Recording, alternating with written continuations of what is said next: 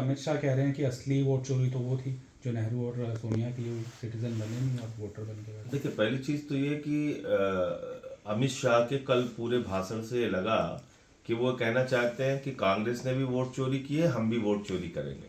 यानी भारतीय जनता पार्टी ने देश के सदन में सीना ठोक के स्वीकार किया कि वोट चोरी करेंगे, क्योंकि पहले भी ऐसा होता रहा है।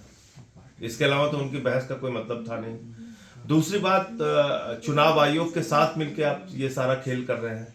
जिस चुनाव आयोग को एसआईआर करने का कोई अधिकार नहीं, जिस चुनाव आयोग को नागरिकता चेक करने का कोई अधिकार नहीं, आप एक गैर संवैधानिक और चुनाव आयोग को दिए गए अधिकार से बाहर जाके उनसे वो काम करा रहे हैं जिससे आपकी सत्ता का रास्ता मजबूत हो।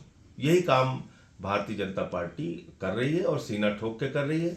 इसलिए मुझे लगता है कि सारी विपक्षी पार्टियों को एक बड़ा आंदोलन सड़क पे करना होगा इस एसआईआर के खिलाफ, क्योंकि सदन की लड़ाई ठीक है चल रही है, लेकिन वो रोकने वाले तो है नहीं। उन्होंने बहस करा ली, चर्चा करा ली, गाली गलौज कर लिया, लेकिन वो काम वही करेंगे जो उनको करना है।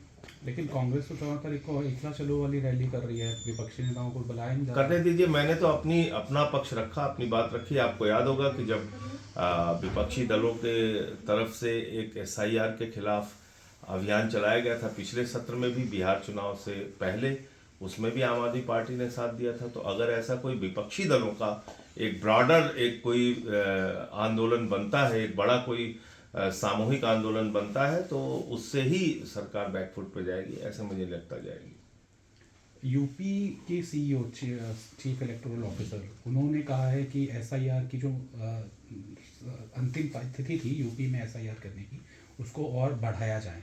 पश्चिम बंगाल में एसआईआर को ऑलरेडी एक्सटेंड कर दिया गया है।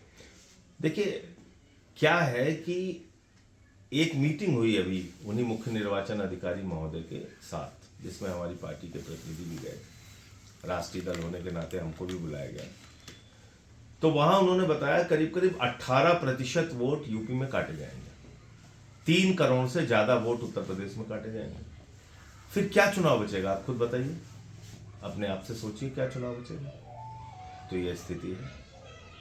मुझे लगता है कि अगर ये एसआईआर जिस रूप में चल रहा है, जिस हड़बड़ी में चल रहा है, जिस तरह से बीएलओ अपनी जान दे रहे हैं, जिस तरह से दबाव उनके ऊपर बनाया जा रहा है वोट चोरी का, मुझे लगता है कि इसके बाद फिर चुनाव का कोई मतलब नहीं बचेगा।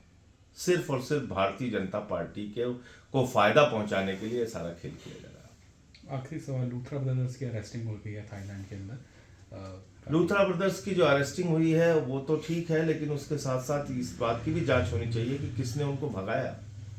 सरकार तो भारतीय जनता पार्टी की है। एक आदमी 25 लोगों की जान चली गई जिसका जिम्मेदार है वो, और वो हिंदुस्तान छोड़ के भाग गया, तो कौन से लोग उसके लिए दोषी हैं, उनको भी सजा मिलनी चाहिए।